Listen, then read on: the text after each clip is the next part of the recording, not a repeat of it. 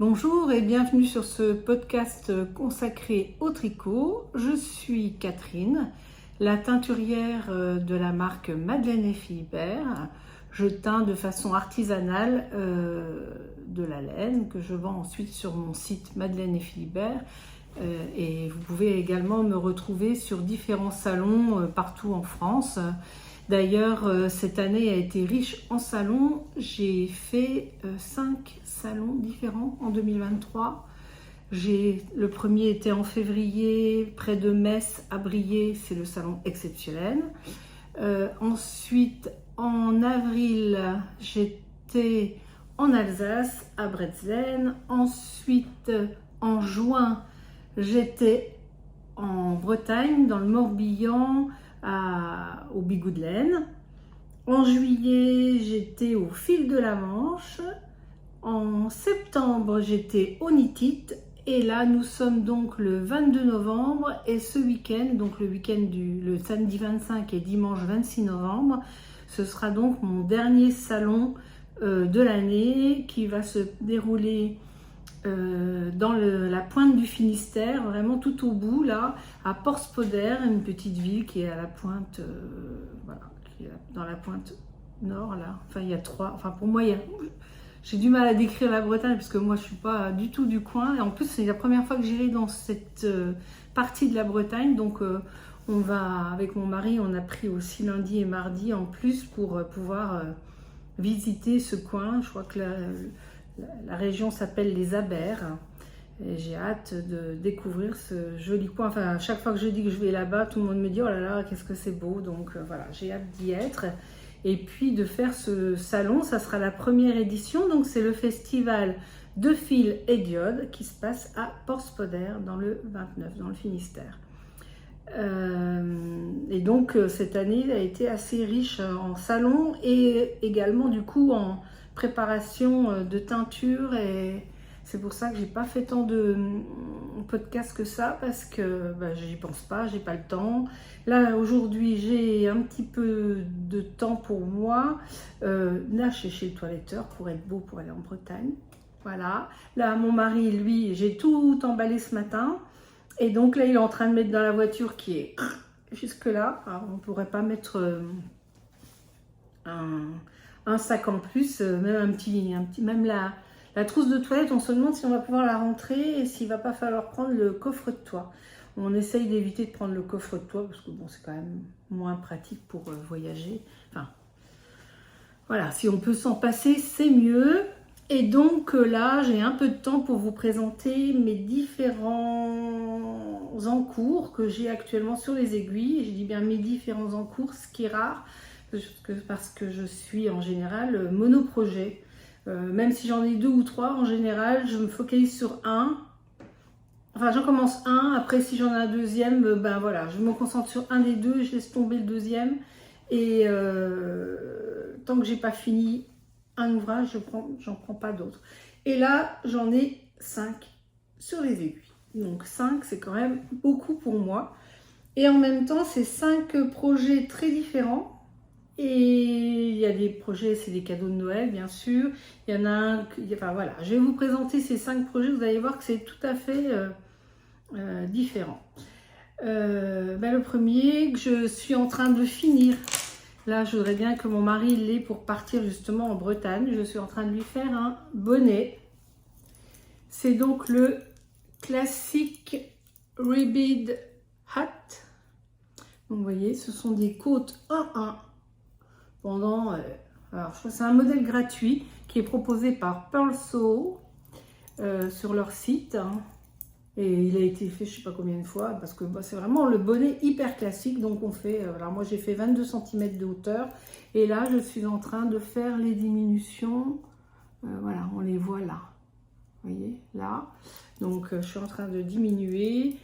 D'ailleurs je sais pas si vous remarquez, moi plutôt que de faire du Magic Loop, je préfère diviser mon travail en 2 et avoir 2 paires d'aiguilles. Donc là, j'en ai une d'un côté et puis pour l'autre côté, une deuxième paire d'aiguilles. Voilà. Et donc, je trouve que c'est plus pratique. On fait moins, il y a moins de décrocher entre... Parce que des fois, le problème du Magic Loop, on peut avoir une petite marque là. Et donc vous tricotez toujours, là par exemple, là ce sont les aiguilles en bambou. J'ai plein de marqueurs. Alors. Vous voyez, je tricote comme ça. Et puis après, quand je suis arrivée au bout, je prends les deux, là c'est les deux noirs. D'ailleurs ces aiguilles, donc jusqu'à présent j'étais assez fan, enfin je suis toujours fan des Xiaogu métal avec le câble rouge, voilà. Et puis j'ai découvert les Sinite. Ce sont des aiguilles en bambou, c'est des aiguilles japonaises. Et franchement, moi je les aime bien parce qu'elles sont très lisses. Enfin c'est du bambou de qualité, on va dire. Hein, c'est pas les aiguilles en bambou qu'on peut trouver des fois dans des merceries de base. Là, avec un câble qui est très fin. Et le câble tourne. Et ça, c'est vraiment agréable. Et donc, ce que j'aime beaucoup aussi dans cette marque-là, bah, en plus, moi, je tricote lâche. Parfois même trop lâche. Et donc, je trouve que... Alors, ça n'accroche pas, mais ça glisse quand même moins que du métal. Et du coup, la tension est un peu meilleure. Du coup, ça... Voilà, comme les mailles glissent un tout petit peu moins. Elles glissent, hein. Il n'y a pas de souci, vraiment. Mais ça permet de compenser un peu mon problème de tension. Et ce que j'aime beaucoup aussi, moi, j'aime pas les très grandes aiguilles. Donc moi, je me suis petit à petit, là, je suis en train d'en acheter. Donc ça, ce sont les 10 cm de longueur. Et je me suis acheté aussi les 5 cm pour faire les chaussettes, les manches, voilà. Et ils ont une variété de câbles qui va de 5 en 5 en gros. Donc vous avez du 13 cm, du 20 cm, du 25 cm, du 30, du 35, du 40, 60, voilà. Mais ça va à la limite de 5 en 5 et c'est pas mal parce que donc là, j'ai pas tous les câbles encore, sinon j'aurais pu faire tout mon bonnet limite avec la bonne circonférence. Là, comme je suis en train de diminuer, j'ai préféré mettre sur deux aiguilles différentes, quoi. Et donc là, là, je suis en train de me faire un petit kit petit à petit avec toutes ces aiguilles là qui sont interchangeables. Et l'autre jour, j'ai découvert les Lantern Moon. Je sais pas si vous allez voir, voilà. Lantern Moon. Et là, c'est de l'ébène. Et là, c'est doré à leur fin, ils disent. Bon. C'est un peu gadget le doré à leur fin, mais par contre l'ébène c'est pareil, elles sont très très douces, enfin très agréables, et le câble est en métal.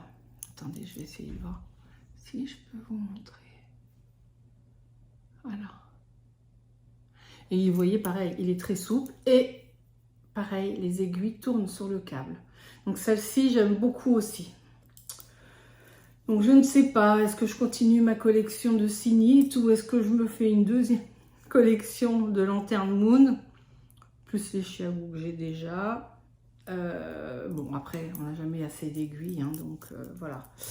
Donc voilà, le classique Ribbed Hat qui va être fini ce soir. Donc, vous voyez, après il y a le revers. Et donc ça va donner, voilà, avec un bon revers là, formidable. Et ça tient bien chaud et voilà, impeccable.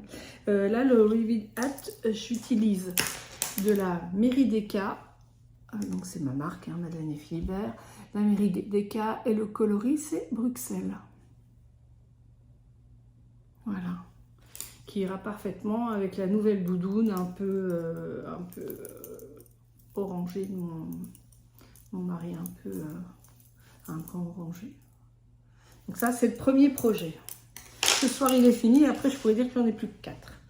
Ensuite, j'ai commencé, enfin, il y a en mai ou juin, j'ai commencé une excavation blanquette pour mon fils. Et du coup, ça va devenir un de ses cadeaux de Noël, on va dire, un de ses cadeaux de Noël. Donc ça, vous la connaissez, cette couverture. Je vais me mettre debout pour vous montrer parce que je l'ai fait très grande. Elle va faire 2 mètres de côté. Donc on commence par là. Et puis vous avez le début des franges à chaque fois, c'est voilà, il n'y a pas de fil à rentrer, rien du tout. C'est du point mousse et donc ça permet d'utiliser tous les restes. Vous voyez, elle est très grande. Voilà. Et quand je suis arrivée à 2 mètres à peu près, maintenant je diminue et au lieu de faire comme il préconise sur le patron, c'est-à-dire qu'on tricote de l'autre côté, mais du coup, de ce côté-là, on a la moitié de la couverture qui est comme ça et l'autre moitié qui se retrouve comme ça, alors avec le côté envers. Moi, j'aime pas. Donc, j'ai continué du même côté en faisant des diminutions. Et ce que je vais faire, déjà, après je vais les couper, ces franges assez courtes, je pense. Je pense que je vais les laisser à peu près de... Attendez, je me rassois, ça ne sert à rien d'être debout là. Je vais faire des franges à peu près de cette longueur-là, pas plus. Voilà. Et ce que je vais faire, c'est que de l'autre côté, donc l'autre côté, il n'y a pas du tout de franges. Et bien, je vais en mettre. Ça va être un peu long, mais je vais en mettre. Et du coup, les 4 côtés de la couverture auront des franges. Mais pas des grandes, des assez petites comme ça, je pense. 5 cm, je pense. Et ce que j'ai l'intention de faire, c'est de... Je ne vais pas la laver, parce que la laine est propre, hein, c'est que des restes. Je vais la passer à la vapeur, enfin au fer à repasser, avec une pâte mouille, pour bien... voilà. Et puis voilà, c'est tout. Histoire de lui donner un petit coup de... Et donc dedans, ce ne sont quasiment que des fils Madeleine et Philibert. Je crois qu'il n'y en a aucun qui n'est pas de moi. Je crois. Je suis pas sûre. Parce que justement, j'ai tapé dans mes restes. Et donc, il y en a certains. Là, par exemple, c'est une DK. Par contre, là, les oranges, là, c'est 2 fils de fingering. C'est le coloris Marrakech. Alors, elle a quand même une logique. C'est-à-dire que je voulais... Mon fils, il aime le orange. Donc, vous voyez, régulièrement, il y a une ligne orange et pareil, il y a régulièrement une ligne naturelle, le coloris naturel là, là, voilà. Et puis, quelquefois, il y a de la surie. Là, il y a de la surie. Là, c'est de la surie silk. Alors là, j'ai pris un brin je devais avoir de la Kerguelen et Marrakech, que j'ai mis ensemble et ça fait un côté chiné. Voilà. Bon, elle est vraiment sympa, je trouve. Voilà, là aussi il y a de la surie. D'ailleurs du mohair aussi par endroits. Là, je crois que c'est du mohair. Voilà. Voilà. Donc ça prend du temps, mais maintenant je tiens bon bout, puis c'est que pour Noël, donc j'ai encore le temps, mais souvent le soir en regardant les infos, c'est le travail, c'est le tricot zéro cerveau, on ne regarde pas, donc j'ai fait ça, mais comme à chaque fois on diminue d'un côté d'une maille, petit à petit ça va aller de plus en plus vite. Donc voilà, ça c'est pour Noël, c'est le deuxième en cours. Ensuite, alors là on attaque la collection de sacs de chez Bobine de fil aiguille. Moi j'adore son travail. Donc alors, vous allez voir, j'ai ça c'était mon premier, voilà, sac en cours. Ensuite je me suis acheté, donc il y aura un en cours, un projet chaussette, pareil, toujours de chez Bobine de fil aiguille, super joli, avec des petites chaussettes dessus. Et celui-là c'est le dernier sur lequel j'ai craqué au fil de la manche. Enfin, je l'avais repéré au fil de la manche et puis tout d'un coup, il y a mon mari qui est arrivé avec un paquet sous le bras et me dit « Tiens, voilà, regarde, je t'ai pris quelque chose. » Et donc, il est gentil, mon petit mari. Il était m'acheter ce joli sac à projet. Alors, vraiment, le tissu, j'adore, j'adore, j'adore. Vraiment, c'est tellement beau. Un pins d'Unity. J'aime bien, il y a plein de rappels de mes différents salons. Donc ça... Le sac me rappelle le fil de la manche. Là, il y a le pins d'Unity. Donc, on va commencer. Bah tiens, on va commencer par celui-ci. C'est le moins bien avancé. Donc, je suis allée à un café tricot début novembre à Biscarrosse. Et puis, les copines se faisaient une sorte de mini-cale entre elles. Et puis, je me suis ajoutée au calque parce que vraiment c'est un modèle que j'avais déjà repéré, mais je me dis oh là là, tu vas pas t'en remettre un de plus sur les aiguilles, puis d'avoir vu les autres le tricoter. Donc c'est le Field Cardigan. Tout le monde, je pense que vous l'avez toutes vu en ce moment, c'est la folie. C'est un peu comme à un moment il y avait plein de love notes de Sophie Scarf. Je trouve qu'en ce moment c'est celui-ci qui est sur les réseaux, sur Instagram et tout. Alors du coup, c'est en laine DK et puis je ne savais pas trop quoi choisir comme couleur. Et pareil, mon mari a une bonne idée. Il m'a dit, bah, à chaque fois que tu es sur les salons, t'expliques ta base à base de... Enfin, tes écheveaux à base de Mérisoyac, que la Mérisoyac, elle modifie les couleurs. C'est vrai que la Mérisoyac modifie les couleurs parce que la laine, à la base, elle n'est pas écrue, mais elle est comme ça. Ça, c'est la base naturelle, non teinte. C'est le coloris non teint des écheveaux que j'ai de Mérisoyac. Et donc, c'est sûr que ça modifie bien les couleurs. Et il m'a dit, bah, fais-le en non teint, comme ça, tu pourras montrer après ton pull en disant, bah voilà, la base que j'utilise, elle est comme ça. Et c'est vrai que c'était une bonne idée. Puis bon, de toute façon, même au non teint, c'est déjà une très jolie, un très joli fil. Et donc, et puis bon, un truc passe partout. Et donc voilà, jusqu'à présent, j'en suis là. Alors les grains à faire, là, faut un peu choper la technique à un moment. Il faut croiser, etc. Et donc, faut être un peu concentré quand même. Et là, cette fois-ci, ben là, alors ces aiguilles-là, ce sont des licornes. Je crois que c'est les licornes, ils les appellent unicornes, de chez Knit Pro. Avec un câble rose, ils ne tournent pas, elles sont comme ça, et le bout est très, tiens, si je mets comme ça, oui, il n'est pas du tout pointu. Alors j'aime pas beaucoup, je les ai achetées parce qu'elles étaient jolies, mais en les testant en bof, je me disais bof, moyen. Et pour ce projet-là, quand il faut croiser les mailles, etc., eh bien, en fin de compte, je trouve que c'est pas mal du tout. Donc comme quoi, il n'y a que les idiots qui ne changent pas d'avis. Donc là, voilà, il est à peine avancé parce que c'est pas urgent, c'est pour moi, donc il n'y a pas vraiment d'urgence à le faire. L'autre projet qui était un petit peu plus urgent, qui est là, qui est dans ce beau sac, c'est le Sugar Bush de Marie-Amélie Design, que j'ai déjà tricoté 3 fois. J'ai tricoté 2 fois pour ma petite fille Lina, une fois je sais plus, en 18 mois, et le deuxième, je lui avais fait en 2 ans ou 3 ans. Et puis j'en avais fait un à ma fille, Émilie, à la maman d'Ina, pour qu'elles aient un duo mère-fille. Et puis en fin de compte, j'avais envie de me faire un pull avec un jacquard, mais le jacquard, le faire avec de la Surisilk.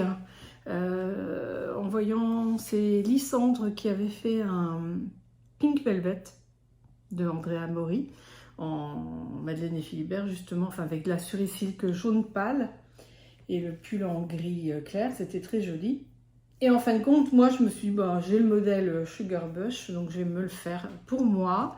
Et donc, le voilà. Donc, le jacquard. Il est un peu rose, hein, enfin il est pas, voilà, il est rosé. Donc, donc pour le jacquard, j'utilise de la Surisilk 400 coloris Bristol, qui est un rose très très clair. Et pour le corps, j'utilise de la Mérisoyac coloris Alicante, qui est pas si clair que ça. Voilà, c'est plus, voilà, c'est plus ce ton-là, vous voyez, aubergine. Voilà, ça c'est vraiment le bon coloris. Et donc le but c'était de montrer la Mérisoyac tricotée. Merci. Alors si Caroline, si Mélo passe par là, je te fais des bisous et tu vois, j'ai écouté tes conseils parce que c'est elle qui me disait, mais tu n'as pas sur ton stand, tu n'as pas de tricot, enfin tu n'as pas d'ouvrage tricoté en Mérisoyac et donc c'est dommage parce que les gens ne peuvent pas voir le rendu et le toucher. Donc, il met à 4 tricoter quelque chose en Mérisoyac. Et avant de trouver le bon modèle, parce que cette base-là, je l'ai tricotée sur 3 projets, et à chaque fois j'ai démonté parce que ça ne me plaisait pas, enfin ça n'allait pas. Et là, j'ai enfin trouvé le bon modèle. Donc, il sera visible à Porspoder, au festival, enfin au salon de Filet-Dionne, sans les manches. J'ai pas eu le temps de tricoter les manches, mais au moins le corps est fait et on pourra déjà le toucher et voir ce que donne le rendu de ce fil. Voilà, donc il sera présenté sans les manches. Enfin, les manches, elles sont quand même montées là sur les aiguilles. Et vous voyez, et donc, voilà, il y a 9 heures de route pour aller jusque là-bas. Ça va être mon projet voiture, parce que des manches, ça va tout seul, il n'y a pas besoin de réfléchir. Et donc, encore une fois, ce sont des sinites en bambou. Et là, ce sont les 5 cm avec le câble qui tourne. Et le câble, ça doit être un câble de... ça doit faire des aiguilles de 30 cm. Donc, le câble, la 5 et 5, 10. Donc, ça doit être un câble de 20. Je ne sais plus. Mais ça doit être un câble de 20. Voilà, mais pour les manches, c'est parfait. Voilà. Donc ça, c'est le 4e. Oui, ouais, 4e projet. Donc celui-là, j'espère bien avoir fait un peu de manches avant d'arriver à Porspoder. Et le dernier projet, qui est là, qui est dans ce petit sac avec les chaussettes. J'adore c'est mon sac à projet chaussettes. Il y a 15 jours, quand j'ai regardé le podcast de Lysandre, elle tricotait des chaussettes avec des champignons dessus. Trop mignonne. En rouge avec les champignons blancs. Et puis mon mari, il aime bien les champignons. Maintenant, on n'y va plus trop aux champignons, mais quand on était plus jeune, on allait souvent en forêt. Voilà, se balader, essayer de trouver des champignons. Et je me suis dit que des chaussettes avec des champignons dessus pour Noël, ça serait sympa. Donc là, c'est un peu plus urgent. Enfin, j'ai encore un mois pour les tricoter. Et ça va aller vite. Ça, je ne le prends pas pour... Enfin, il faut vraiment être très concentré. Comme disait Lysandre, vraiment la grille... moi, je ne le fais pas d'habitude, je ne coche pas les lignes...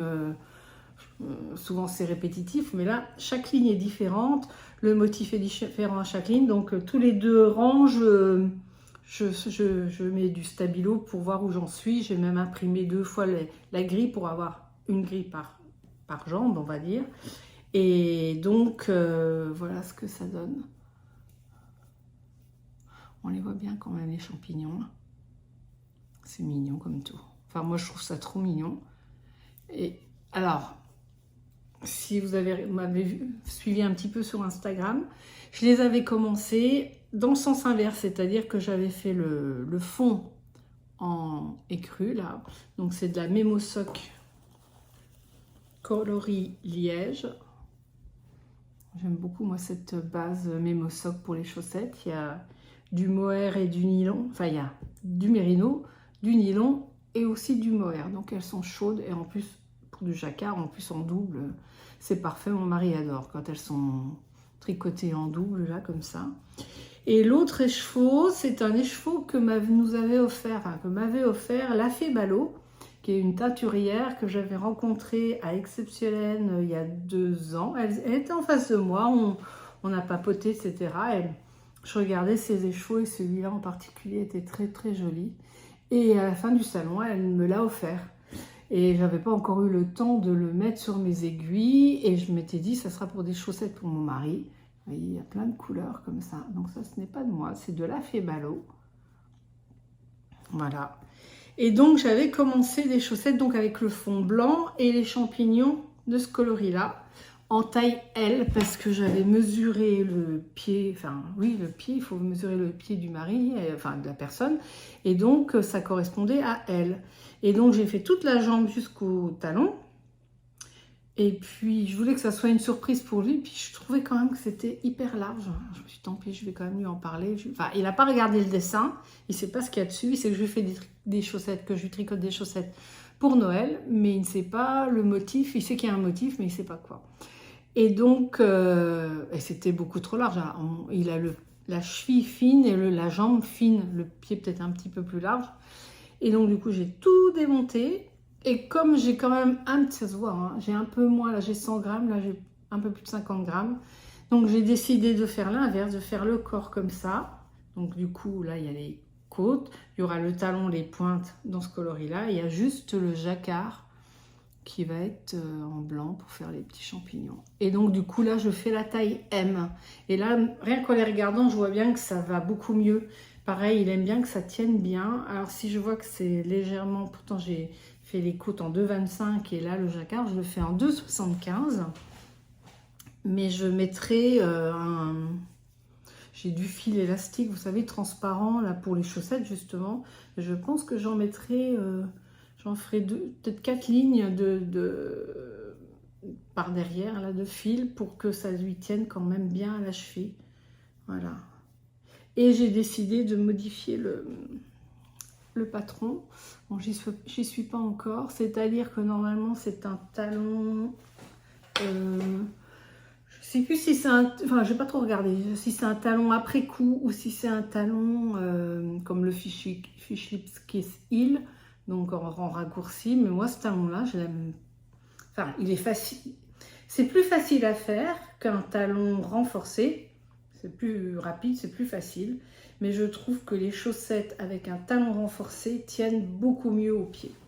Et donc, du coup, j'ai décidé de faire un talon renforcé. Alors, j'ai réfléchi en me disant, au lieu de faire les 50 rangs de jacquard, je vais en faire 34. Je vais faire le talon renforcé.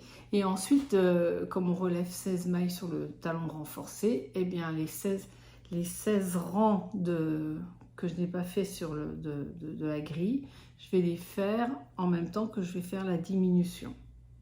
Donc on va voir si ma logique est bonne, hein. Sinon j'en ai fait hein, encore une fois, mais ça devrait fonctionner. Donc je tiens au courant et je mettrai mes notes sur Ravelry au cas où, parce que je trouve que voilà, le talon renforcé c'est tellement mieux. Voilà. Petite forêt de champignons, et puis il y a cette ligne là qui se fait derrière là pour le M et pour le L, alors que pour la taille S c'est juste une ligne, je crois, une ligne où, enfin il y a 2 mailles, ça fait une bande, mais là il y a le petit dessin là, et c'est rigolo parce que j'avais pas fait attention, comme j'avais fait dans le sens inverse avant de couleur. Je tenais mon fil, attendez, je réfléchis, c'est le fil qui fait le dessin que l'on doit tenir de la main droite et le fil de fond qu'on doit tenir dans la main gauche. C'est le fil du dessin, non, c'est le fil du dessin qui doit être en dessous. Et là, j'étais repartie à faire exactement pareil et on voit bien la différence parce que les premiers rangs, je m'étais trompée, je mettais donc le brun en dessous et le blanc au-dessus, et vous voyez, on ne voyait pas bien les points. Et après, je me dis, bah non, on ne voit pas bien, c'est l'inverse. C'est le fil blanc qui doit être en dessous et le fil brun, on va dire, qui doit être au-dessus. Et tout de suite, on voit quand même un peu mieux le dessin. Enfin, le jacquard, après, il faut être concentré parce que, voilà, la grille est... Et voilà, elle change à tous les rangs. Il faut retenir alors 2 mailles jaunes, enfin 2 mailles brunes, une maille blanche, 3 mailles jaunes, voilà. Mais en même temps, moi j'adore. Enfin vraiment, jacquard. Mais quand je fais ça, c'est c'est l'après-midi, en début d'après-midi, sans rien, ni musique, ni télé, ni série, ni livre, rien du tout. Là, il faut être concentré. Et j'en fais, voilà, ça fait 2 après-midi. Quand même, j'en fais pas mal. J'en fais une dizaine de rangs, je crois, à chaque fois. Voilà, voilà. Donc, voilà mes 5 projets. Celui-là, ce soir, il est fini. Il aura son bonnet pour partir en Bretagne. Il m'en restera plus que 4. En Bretagne, je n'apporte que mon Sugar Bush, parce que celui-là, on ne réfléchit pas. Et puis, je me garde les chaussettes et le fil de cardigan pour ici. Et la couverture, c'est pareil, elle sera finie rapidement. Eh bien, je crois que je vous ai tout raconté sur mes projets. J'espère que ça va N'hésitez pas à poser des questions plutôt sur Instagram si vous avez des questions. YouTube, je regarde aussi, j'essaye de répondre, mais alors c'est pas quand même mon... je fais des podcasts, mais enfin, vous pouvez voir, j'en fais un tous les 3 mois, là, quand ça me prend, mais c'est rare, quoi. Hein. Donc, je regarde les commentaires, mais j'ai encore pas le réflexe de répondre à chaque fois, etc. Eh bien, je vous laisse. Je vous souhaite une bonne fin d'après-midi ou une bonne fin de journée. Je ne sais pas quand est-ce que vous allez me regarder. Pour celles qui viennent de Philédiode, ben, j'ai hâte de vous y retrouver.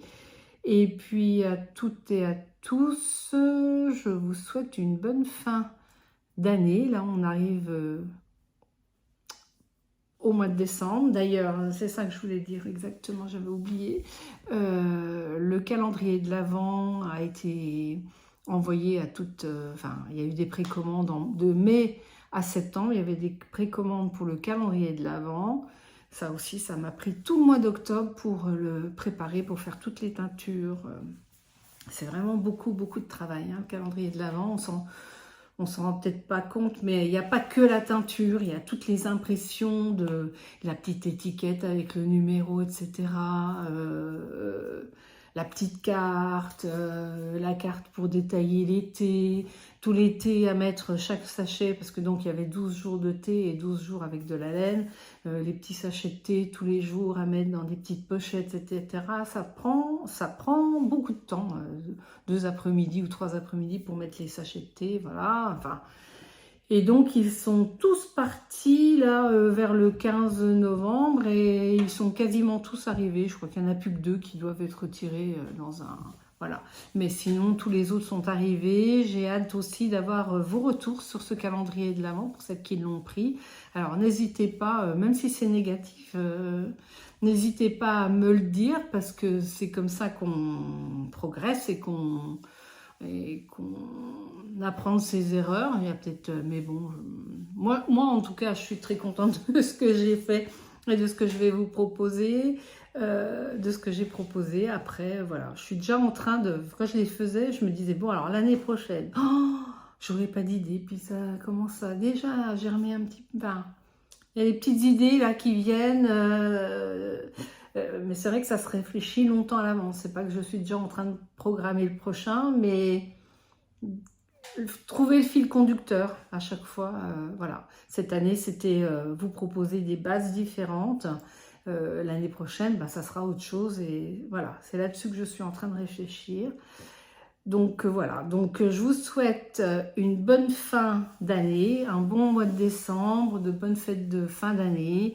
Et puis je pense que je ne pense pas faire de podcast avant.